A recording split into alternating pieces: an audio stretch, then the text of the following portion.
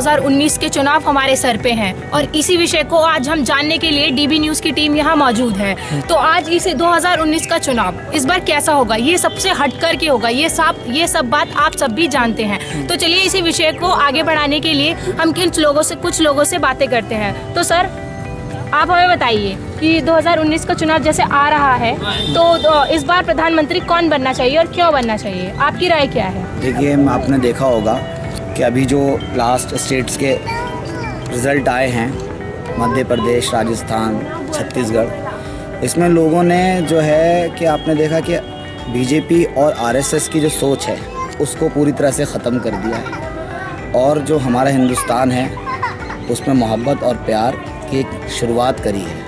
तो आने वाले 2019 में कांग्रेस की सरकार आएगी और राहुल गांधी प्राइम मिनिस्टर बनेंगे। तो आपके हिसाब से किसकी सरकार बननी चाहिए और क्यों बननी चाहिए?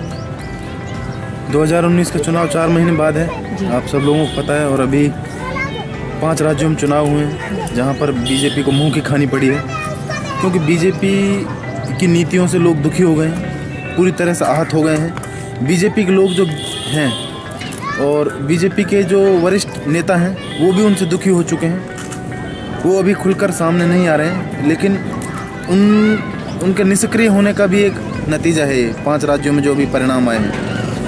और दूसरी चीज़ ये है कि कांग्रेस ही एक ऑल्टरनेट है। राहुल गांधी 2019 में पीएम बनेंगे और उन्हें पीएम बनने से कोई नहीं रोक सकता।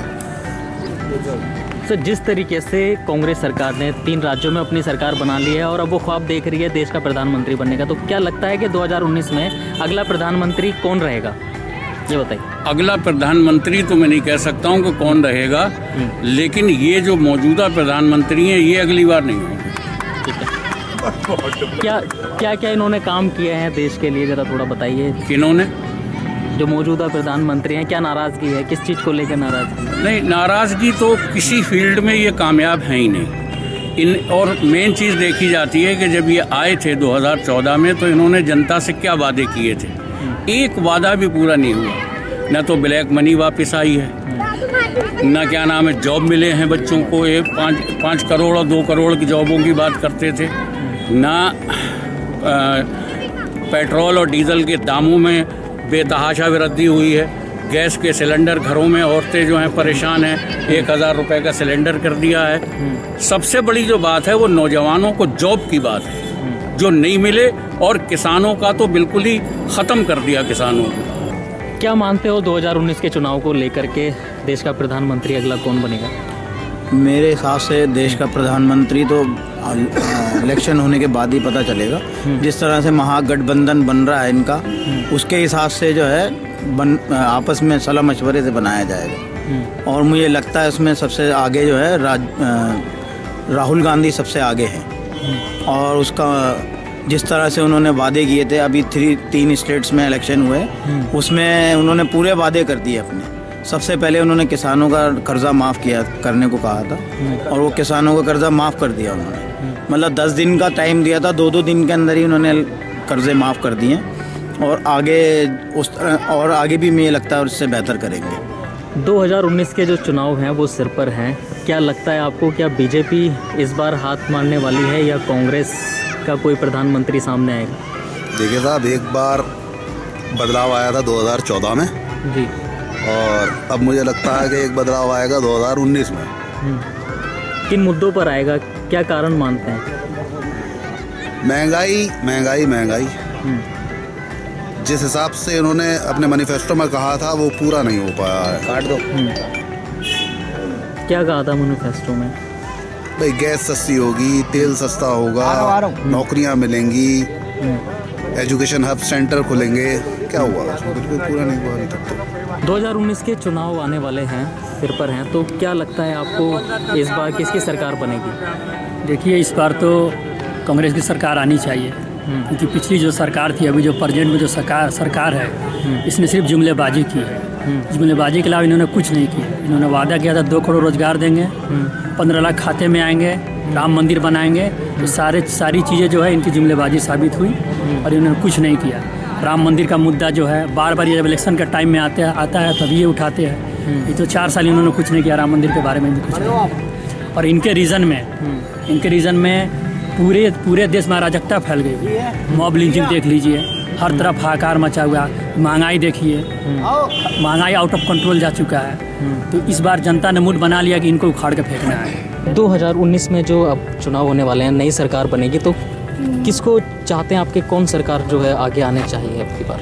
जो भी मतलब गवर्नमेंट आए वो करप्शन ना करे, और ये जो हिंदू मुस्लिम आजकल बहुत दंगे हो रहे हैं और बातों पे छोड़ के ज़्यादातर यही होता है हर चैनल पे, ये सब बंद हो जाए। इतनी बेरोज़गारी है, ये सब लोगों के मतलब इतने अच्छे मतलब पढ़े लिखे लोग हैं और लेकिन उन्हें एम्प्लॉयमेंट है ही नहीं बिल्कुल ज़रा सा भी। तो उनके लिए कुछ करना चाहिए, विकास करें, बेकार की बातें ना करें। मंत्री वैसे ये नहीं कि काबिल नहीं थे, अच्छे हैं, होशियार हैं, लेकिन इन्होंने एकदम ही बैठते ही ऐसा सोचा जैसे इंसान खाना खाता है तो आहिस्ता आहिस्ता खाता है तो हजम होता है, कि एक साथ पूरा खाना है, प्लेट पूरी एक साथ निकल जाए। अपने सारे नियम एक साथ लागू कर दिए, जो आहिस्ता आहिस्ता करते तो शायद कुछ अच्छा रिजल्ट होता। लेकिन इन्होंने बहुत ज़्यादा, एक तो नोटबंदी करके इतना गरीब लोग इतने परेशान हो गए, तमाम धंधे उनके बंद हो गए हैं, और ये और भी बहुत सी ऐसी मतलब हर वो काम किया है जिससे कि एक आम पब्लिक को परेशानी हुई। ये नहीं सोचा इन्होंने, बस अपने नियम सोचे कि हमें क्या करना है। अब यही चाहते हैं सब कि भाई वो सरकार आए जिससे कि हमें अपने काम मिले, रोज़गार मिले और सुकून हो। अब तो हर टाइम ये रहता है कि पता नहीं अब क्या हो जाएगा, क्या नहीं होगा। मैं एक मजदूर हूँ, रिक्शा चलाने वाला हूँ, ठेला रिक्शा चलाता हूँ, हाजी कॉलोनी के निवासी हूँ। तो क्या लगता है आपको कि अगला प्रधानमंत्री जो 2019 में भी बीजेपी की सरकार ही आएगी, या क्या मानते हैं? बिल्कुल नहीं, वो उसकी सरकार तो होनी भी नहीं चाहिए। बीजेपी की सरकार आए, कांग्रेस की आए। तारिक भाई क्यों नहीं होनी चाहिए बीजेपी की सरकार से? क्या नाराजगी? बीजेपी की सरकार से हर एतवार से नाराजगी है। झूठे वादे किए हैं उसने, जनता को गुमराह किया है उसने। अरे हम ये फंड देंगे, वो फंड देंगे, लेकिन आज तक कभी किसी तरह का कोई फंड नहीं दिए हैं। लेकिन नोटबंदी करवाया, नोटबंदी करवा करके और हालात देश का खराब कर दिया। पूरे हिंदुस्तान के लोग इससे तबाह बर्बाद हो गए। उससे किसी तरह के जो हिंदुस्तान के वासियों को किसी तरह से जो नोटबंदी का कोई फ़ायदा नहीं हुआ है।